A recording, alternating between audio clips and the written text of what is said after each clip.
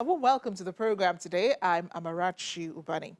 The week began with the conclusion of the G7 summit in Cornwall, the United Kingdom.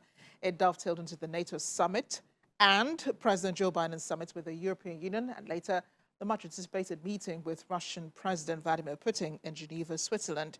Now, that meeting seemed to be the highlight of the week as both leaders discussed Iran's nuclear program, cybersecurity, human rights, and diplomacy in a gentlemanly way, raising hopes of closer ties in the near future. We'll be talking some more about this later in the program after, of course, a quick check on other discussions in diplomatic circles.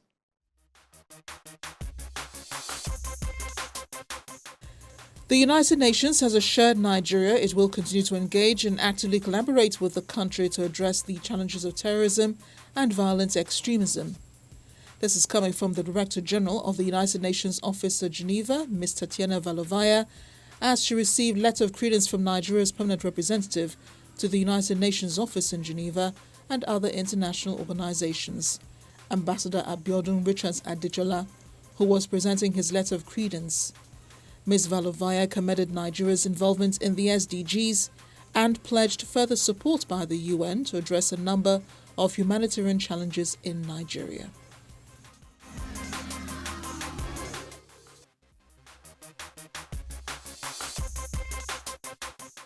The Nigerians in Diaspora Commission marked its second anniversary during the week with a statement from the head Media Public Relations and Protocols Unit extolling the achievements of the Commission. The statement outlined 21 achievements of the Commission to include advocacy to states to key into the larger diaspora movement by inaugurating diaspora focal point offices and offices in 33 of the 36 states of the Federation, a National Diaspora Day to recognize and appraise Nigerians in diaspora on their contribution to national development, diaspora town hall meetings and interventions in diaspora matters during the COVID-19 pandemic, among others.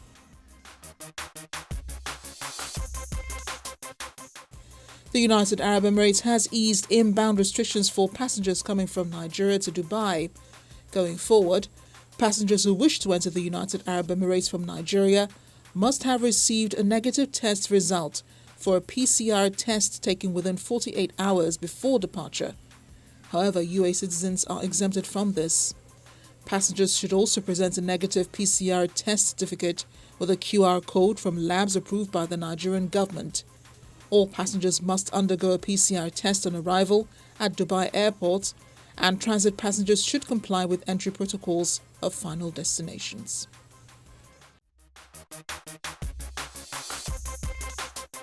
The summit, the first of its kind between U.S. President Joe Biden and the Russian President Vladimir Putin, had a different tone to the one held between former U.S. President Donald Trump and Vladimir Putin. It did raise an important point, though, that leaders may not agree on many things, but approach can change the way they make each other see their issues.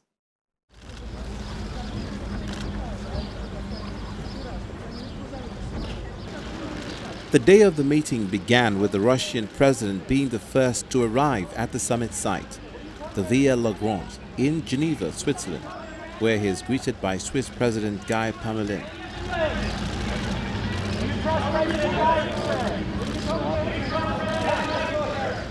Minutes later, U.S. President Joe Biden arrives at the same venue, greeted also by President Parmelin.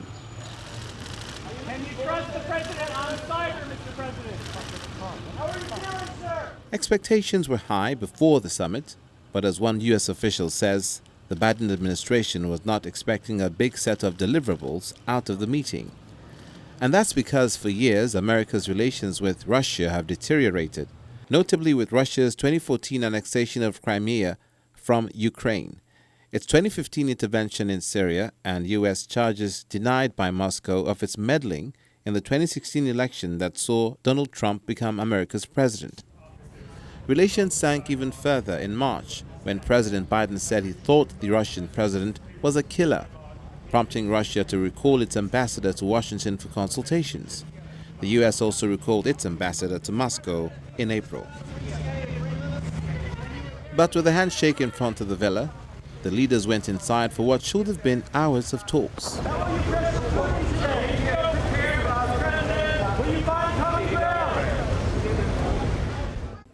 And as they posed for the cameras at the start of the talks, the Russian president said he hoped the meeting with President Biden will be very productive. The U.S. president said he was gunning for mutual interest and cooperation, and where there is none, to establish a predictable and a rational way in which they disagree.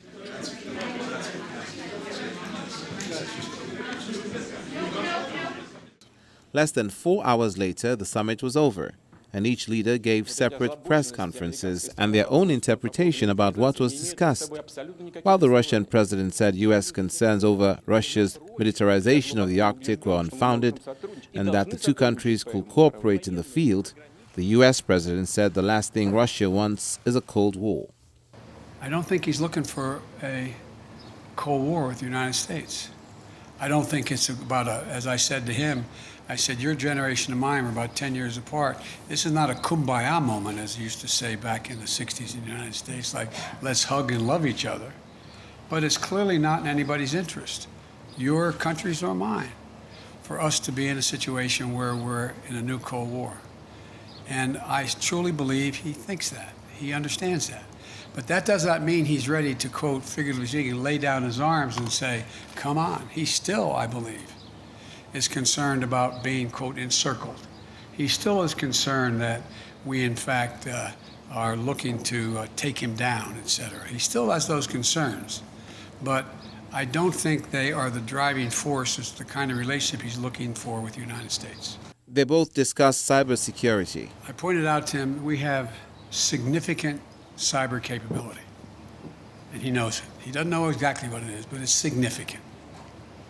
And if in fact they violate these basic norms, we will respond.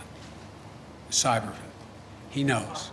In the cyber way. Both leaders agreed to return ambassadors to each other's capitals after they were withdrawn earlier this year.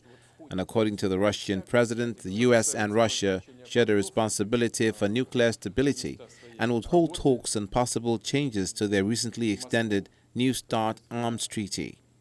President Biden had said there was no substitute for face-to-face dialogue and said he'd raised the issue of fundamental human rights with President Putin, especially as regards jailed Kremlin critic Alexei Navalny. I also told him that no president of the United States could keep faith with the American people if they did not speak out to defend our democratic values, to stand up for the universal and fundamental freedoms that all men and women have in our view.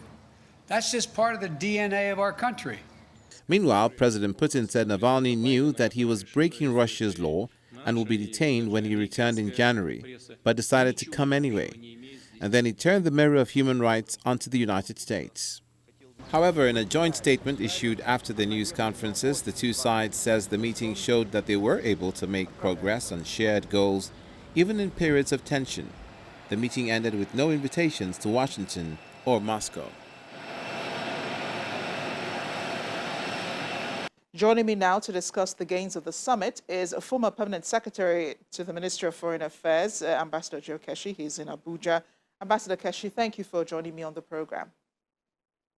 Thank you for having me today.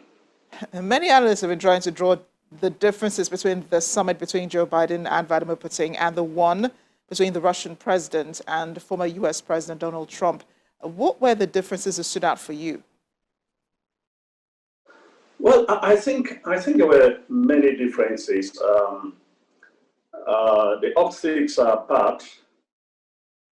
You have two different personalities, and you remember some of the drama that ensued during the Trump era in such summits. But in this one, you could see a professional at work. Not only was the conference or the summit very well prepared and a number of issues raised.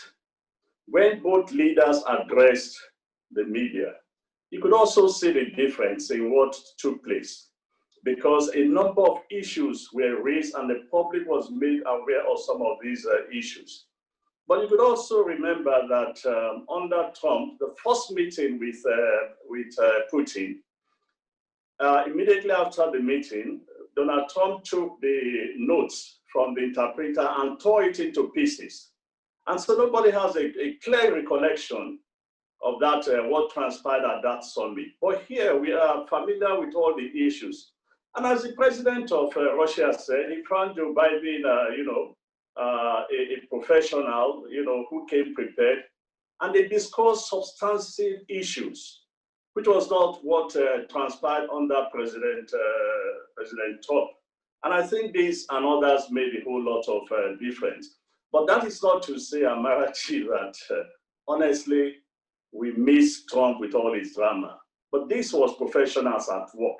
And they both recognized that, and they paid compliment to each other for what they did. And you can remember some of the comments of the Russian president, that he found Trump impulsive and a showman, something like that. But he was dealing with a professional. And I think that made it even more serious that the Russians would listen to some of the issues that were discussed. Both leaders actually admitted that where they disagreed, they made it clear, and where they agreed, they made it clear. I mean, this is what diplomacy is all about. It's about negotiation. It's about dialogue to resolve issues. And in this case, there are a lot of issues between the Russians and the Americans that needed to be resolved post-Trump. Yeah, quite an uneventful summit, I should add, Ambassador. It felt like two gentlemen sitting down to have a conversation, even though, they disagreed on a number of issues. And I think it was quite unpredictable, though, how the summit was going to go. I remember that the U.S. President, Joe Biden, had called Putin a killer just months back. But during his press conference, he said that there was no substitute for face-to-face dialogue. So could this be, the reason why this summit was devoid of fireworks or the drama which usually accompany this? Because knowing American and Russian history, people expected a lot more to go on and a lot more talking to happen, which almost seems like, as if, there was a lot of mutual respect between them, even though they disagreed on a number of issues. Amarachi, diplomacy is not for area boys. Diplomacy is a serious business. Diplomacy is all about negotiations, as I said. It's all about driving your policies. It's all about dialogue, face-to-face dialogue, and it's a very serious, business when two leaders meet. It's not for showmen, or women when it comes to serious work of diplomacy, because there are substantive issues to be discussed. Yes, I can understand why you asked a question, and as I said, under Trump for 4 years, we were treated to the optics, to the showmanship of the then president. But what you saw was two professionals, two familiar foes at work with one another, trying to resolve some substantive issues.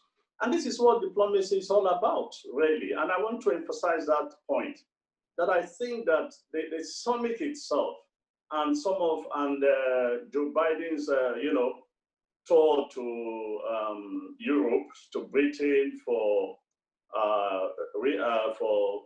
consolidating the special relationship with the British. His meeting in Brussels, his meeting in NATO. These are all serious work of trying to put America at the leadership of global diplomacy once again. And when you really want to do that, you don't focus on the optics. You focus on the issues that are substantive. And the good thing was that Joe Biden went to this meeting, unlike Trump, that actually discriminated his allies, abused NATO, abused the EU, virtually everybody. But Joe Biden consulted with all this and got the support of the Western democracies to actually put some of these issues across to Biden. Again, I make the point, this was a serious conference. Look, you see, when you go to a meeting like this for the first time with so many issues at stake, you don't look for a quick victory. And you don't expect great drama about what was achieved. It's a process. Diplomacy is also a process. And as they agreed, there were some good results, but there were others that were pushed forward for further talks and further negotiations. And I think this is what made the whole conference very interesting.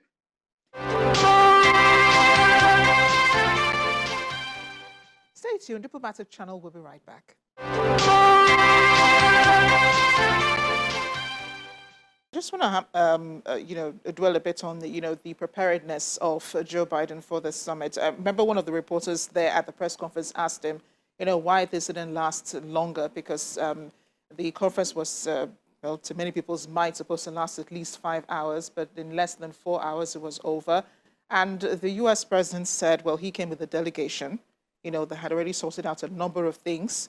So there was not much, they only talked about the most important issues. But also moving forward to what was achieved from the summit, what can you say were the achievements? You say a democracy is a process. So in the process, were there wins? There was a time, it was not too long ago, that leaders actually don't meet without the preparation of their aides. In some instances, some of these agreements have been, some of these issues have been resolved. And what is left are very tiny issues that officials cannot resolve. And it is brought to the heads of states to decide how to resolve these issues.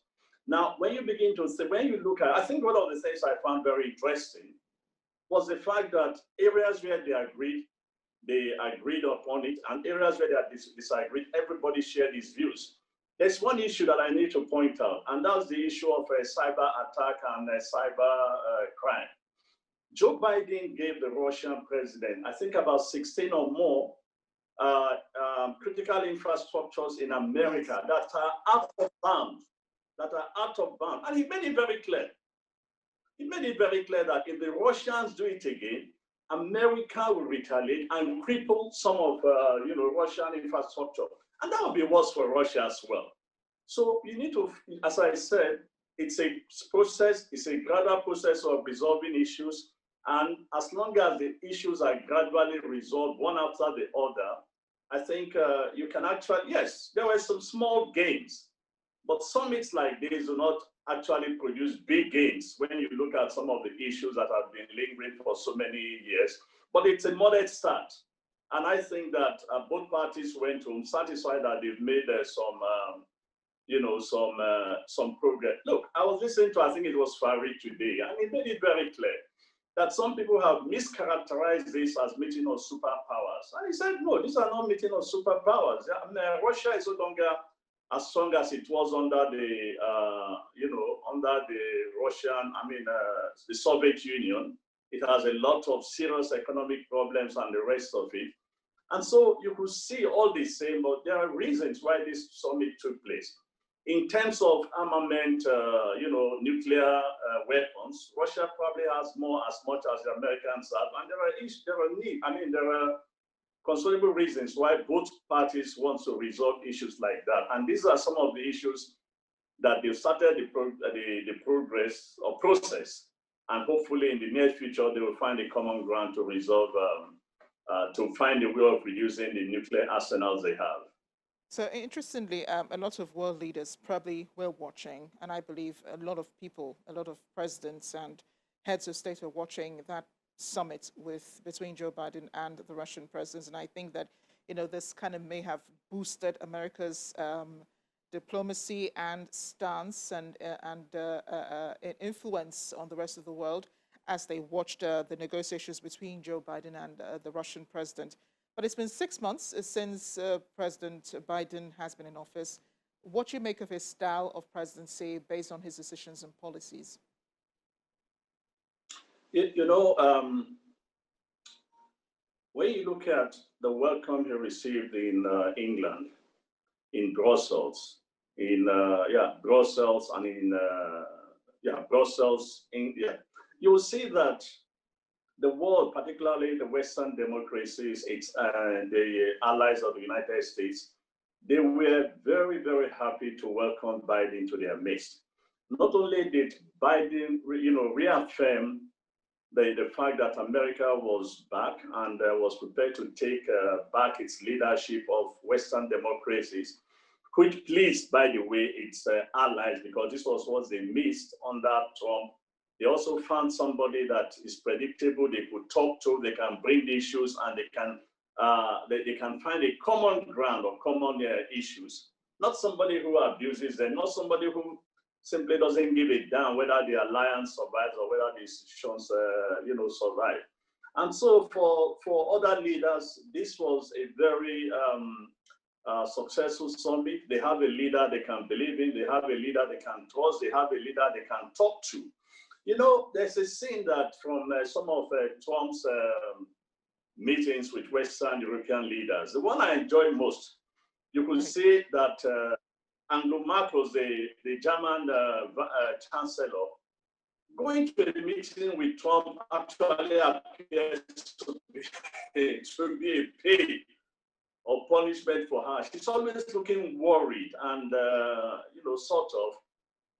But look at all of them. If you look at some of the pictures, they were relaxed, they were happy, they were big friends, and that made error.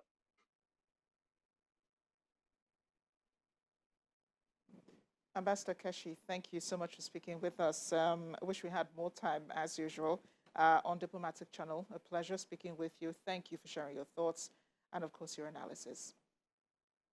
As always, thank you for having me.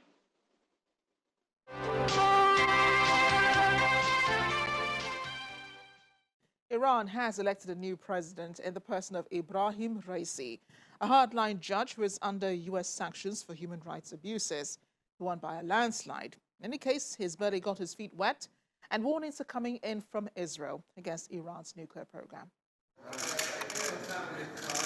Iran prepares to welcome its newly elected president, Ibrahim Raisi, the 60-year-old Shiite cleric who is subject to U.S. sanctions for alleged human rights abuses, who had been widely tipped to win the contest, all thanks to the endorsement of Supreme Leader Ayatollah Ali Khamenei.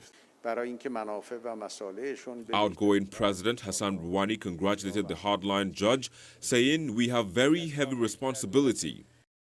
Raisi's election comes at a critical time. Iran and 6 major powers are in talks to revive their 2015 nuclear deal. Then U.S. President Donald Trump abandoned the deal in 2018 and reimposed crippling sanctions that have squeezed Iran's oil income.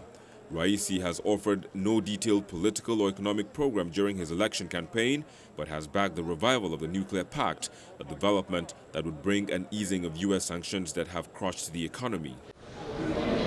Negotiators for Iran and 6 world powers are adjourning talks on reviving the nuclear deal and return to respective capitals for consultations, as remaining differences cannot be easily overcome.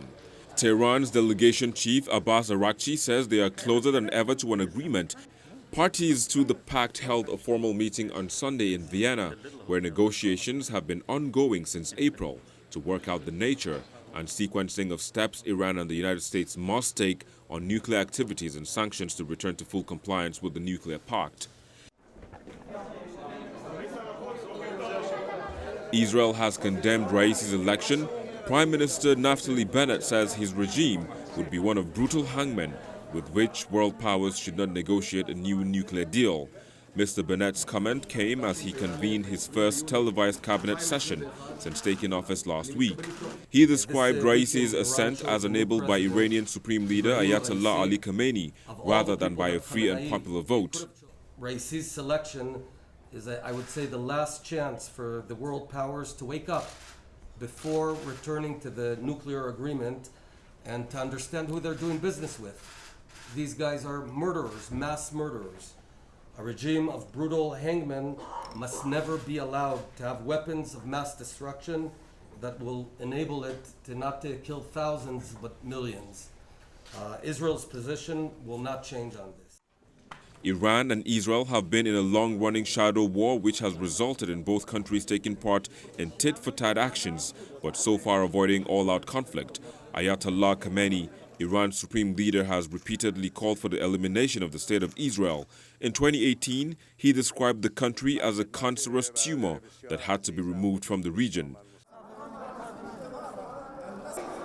Meanwhile, Islamist Hamas Group and the Islamic Jihad, both Palestinian militant movements that praise Iran for its ongoing financial and armed support, have hailed Raisi's win, saying Iran has always been a fundamental and real supporter of the Palestinian cause and the Palestinian resistance.